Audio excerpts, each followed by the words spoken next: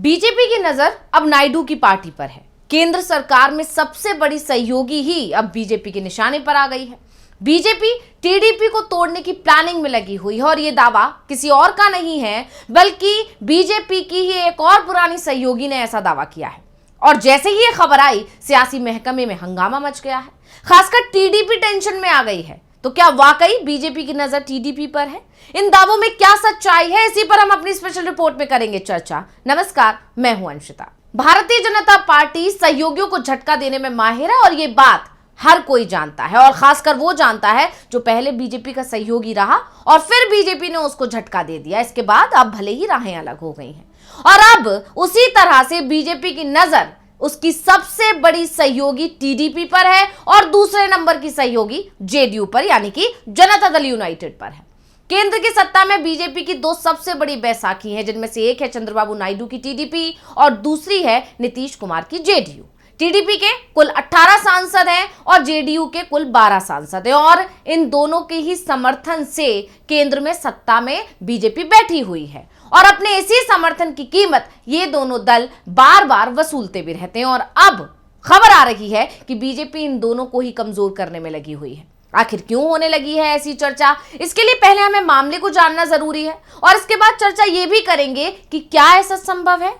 आखिर क्यों बीजेपी अपने ही सहयोगियों की पार्टी को तोड़ना चाहेगी? ये भी एक बड़ा सवाल इस समय सियासत में गरमाया हुआ है। लेकिन पहले हम उस मामले को जान लेते हैं जिसके बाद से इस तरह के दावे होने लगे हैं। दरअसल उद्धव गुट के एक सांसद है संजय राउत, उन्होंने एक बड़ा दावा कर दिया और अपने इस दावे से सियासत में हलचल पैदा कर दी है। अभी तक तो वो यही दावा कर रहे थे कि बीजेपी शिंदे की शिवसेना को तोड़ने की प्लानिंग कर रही है। यहां तक कि उन्होंने ये भी दावा कर दिया था कि जल्दी ही महाराष्ट्र को तीसरा डिप्टी सीएम मिलने वाला है और ये तीसरा डिप्टी सीएम जो होगा वो शिवसेना शिंदे गुट से ही होगा। लेकिन अब उन्होंने जो दावा किया उसने तो नए सवाल खड़े कर दिए हैं।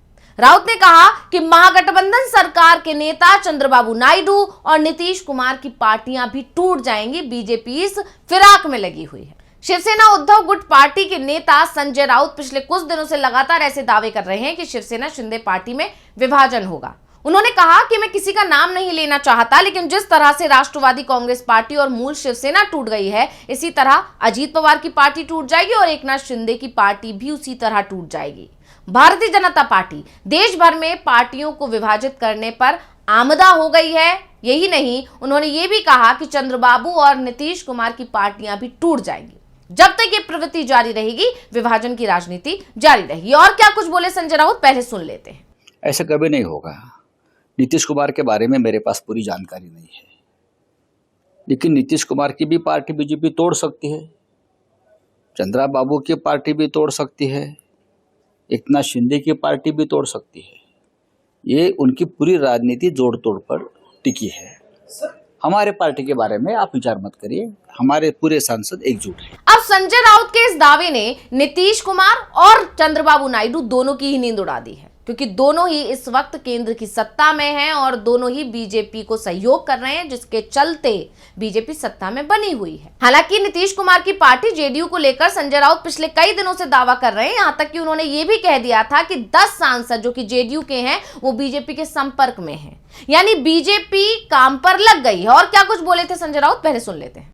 देखिए, मैंने ये सुना है नीतीश कुमार आज एनडीए में है, लेकिन नीतीश कुमार जी के पार्टी के 10 सांसद तोड़ने की कवायद भाजपा कर रही है। ये भाजपा का चेहरा है। जो उनके साथ रहता है, दोस्ती है, मदद करता है, उनके साथ वो बेईमानी करते हैं। हमारे पास खबर है कि जेडीयू के 10 सांसद बीजेपी तोड़ने जा रही है, इसीलिए नीतीश कुमार जी बहुत डिस्टर्ब है और कुछ अलग निर्णय वो ले सकते हैं। ये मैं सुन रहा हूं, लेकिन मेरा विश्वास है बीजेपी ये कर सकती है। देखिए, मैंने ये सुना है नीतीश कुमार आज एनडीए में है, लेकिन नीतीश कुमार जी के पार्टी के 10 सांसद तोड़ने की कवायद भाजपा कर रही है। ये भाजपा का चेहरा है। अब 2025 चल रहा है और 2025 के आखिर में बिहार में विधानसभा चुनाव होने हैं और चुनावी साल में नीतीश और बीजेपी के बीच लगातार खींचतान चल रही है। नीतीश कुमार बीजेपी से दूरी बना रहे हैं, बीजेपी के नेताओं से नहीं मिल रहे हैं, पीएम मोदी से, जेपी नड्डा, अमित शाह से नहीं मिल रहे हैं, यहां तक कि जगदीप धनखड़ जो कि उपराष्ट्रपति हैं उनसे भी मिलने नीतीश कुमार नहीं पहुंचे। 16 दिसंबर को जब अमित शाह से सवाल किया गया कि बिहार में जब चुनाव होंगे तो किसके नेतृत्व में चुनाव लड़ा जाएगा, सीएम फेस कौन होगा, तो इस पर अमित शाह ने साफ साफ कह दिया था कि अभी ये कुछ तय नहीं हुआ है। इसके बाद से नीतीश कुमार बीजेपी से लगातार दूरी बना रहे हैं, यहां तक कि जब नीतीश कुमार ने महाराष्ट्र में जो एकनाथ शिंदे के साथ हुआ वो देखा और उसके बाद अमित शाह का ये बयान भी आया तो नीतीश कुमार समझ गए कि जो एकनाथ शिंदे के साथ बीजेपी ने किया है वो ही उनके साथ भी हो सकता है। और इस सब के बीच में अमित शाह का ऐसा बयान भी आ गया और इसके बाद से नीतीश लगातार बीजेपी से नाराजगी अपनी जाहिर कर रहे हैं। यानी नीतीश कुमार पहले ही समझ चुके थे कि बीजेपी उनके साथ खेल कर सकती है और इस सब के बीच संजय राउत के इस दावे ने नीतीश कुमार को और ज्यादा बेचैन कर दिया था। और इन तमाम दावों को तब ज्यादा हवा मिली जब नीतीश कुमार बीजेपी से दूरी बनाने में लगे हुए थे, लेकिन बीजेपी ने नीतीश को मनाने के बजाय उनके खिलाफ प्लान बनाना ही शुरू कर दिया। चिराग पासवान से लेकर तमाम दूसरे जो सहयोगी हैं उनको आगे करना शुरू कर दिया और कहीं ना कहीं नीतीश कुमार को कमजोर करने की प्लानिंग में बीजेपी लग गई।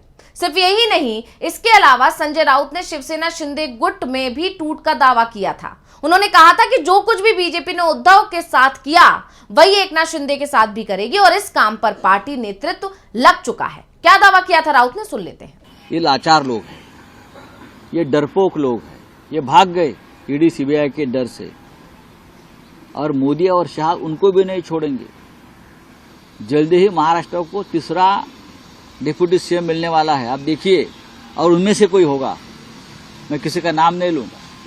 अब इन दो बयानों की चर्चा चल ही रही थी कि संजय राउत ने बीजेपी की सबसे बड़ी सहयोगी पार्टी को ही अब टेंशन दे दी और इसके बाद से जो सबसे बड़ा सवाल इस वक्त सियासत में उठ रहा है वो ये कि आखिर बीजेपी ऐसा करेगी क्यों बीजेपी अपने सहयोगियों को चोट देगी, क्यों बीजेपी अपने ही सहयोगियों के पीठ में छुरा घोंपेगी। तो आपको बता दें इसकी बड़ी वजह यही है कि बीजेपी अभी इनके समर्थन पर टिकी हुई है, विपक्ष से बैसाखियों पर टिकी हुई सरकार बताता है और क्योंकि ये सबसे ज्यादा समर्थन दे रहे हैं, यानी एक के पास 18 है, एक के पास 12 है और इसमें शिवसेना शिंदे गुट को भी अगर जोड़ दें तो 7 सांसद उनके हैं।